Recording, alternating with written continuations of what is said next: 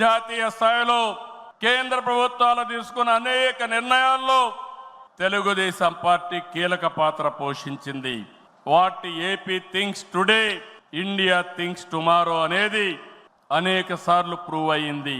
విద్యుత్ సంస్కరణలు, open sky policy, PPP విధానాల్లో మౌలిక సదుపాయాలు, ప్రజల వద్దకు పాలన, జవాబుదారీ వ్యవస్థ, ఇలాంటి అనేక విషయాల్లో మనం దేశానికి పరిచయం చేశాం. ఈ ప్రయాణం మరింత గొప్పగా సాగాలి. ప్రస్తుత టెక్నాలజీ యుగంలో ప్రజల అవసరాలకు అనుగుణంగా పార్టీ విధానాల్లో నూతనత్వాన్ని తీసుకొద్దాం. ఈ దిశగా కడప గడ్డపై జరుగుతున్న ఈ మహానాడు అనేక నిర్ణయాలు చర్చించి భావి తరాల భవిష్యత్తు కోసం కార్యక్రమాన్ని రూపకల్పన చేస్తామని చెప్పి కూడా నేను మీకు తెలియజేస్తున్నా. ఈ రోజు ఒక్కసారి మీరు ఆలోచిస్తే ఈ మహానాడు భవిష్యత్తుని ఒక దశ దిశ నిర్దేశించే విధంగా ఈ మహానాడు ఉండబోతుంది.